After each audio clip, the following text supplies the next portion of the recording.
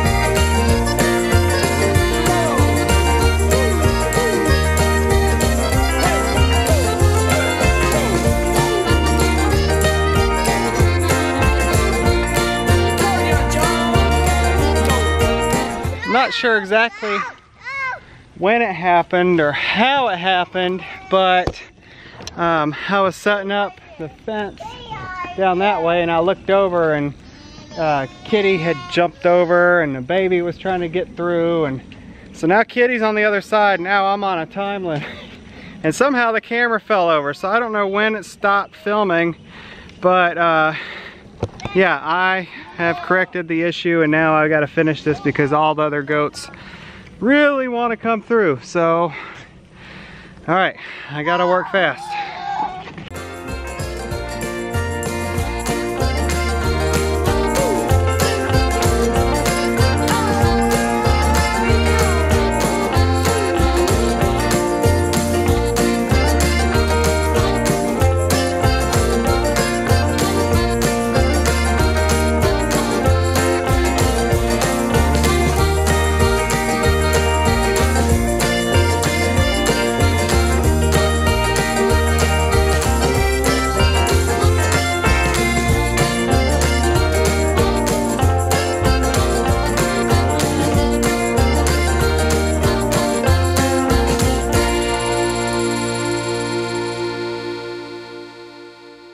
Well, my timer ran out.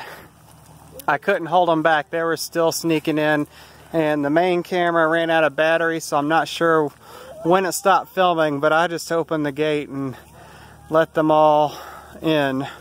I still got to finish that corner over there, and I've got to finish the end down by the boys. There is a ton of stuff. There's a ton of stuff for them to eat inside of here. Including poison ivy, and we are searching for dewberries because we found some not quite ripe ones, but there are bound to be some ripe dewberries, so we're gonna look around and try to find those. Look at these red, black, I mean, these will be gone. The goats will eat these. Oh, they'll eat those up. That'll be good for them. They will eat those up. Extra vitamin C. I gotta get to that corner before they try to get out. I didn't notice that corner was down.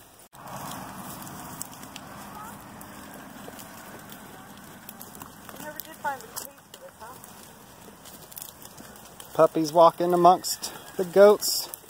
Everybody seems relatively unfazed by it. Only because there's extra food, I think.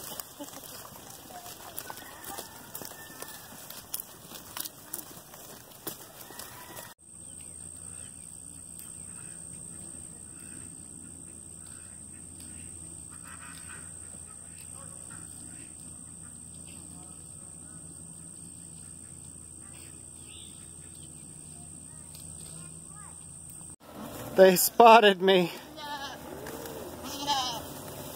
They have all that to eat up there, and they saw me uncover a new area, and they just had to come join me.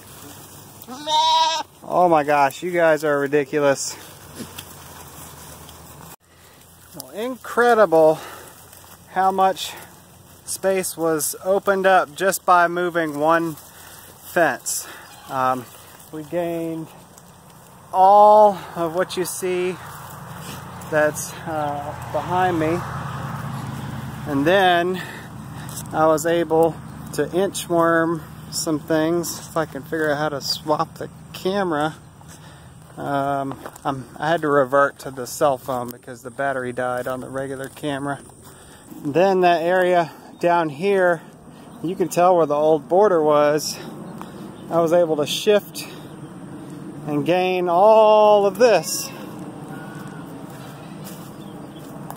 And I guess it's a good thing that I did an expansion like this instead of just setting up one big paddock in the beginning, because I personally think that they probably would have grazed all of this by now too. So I actually forced them to hold off on it for just a couple extra days, and now they've got all this beautiful forage to eat.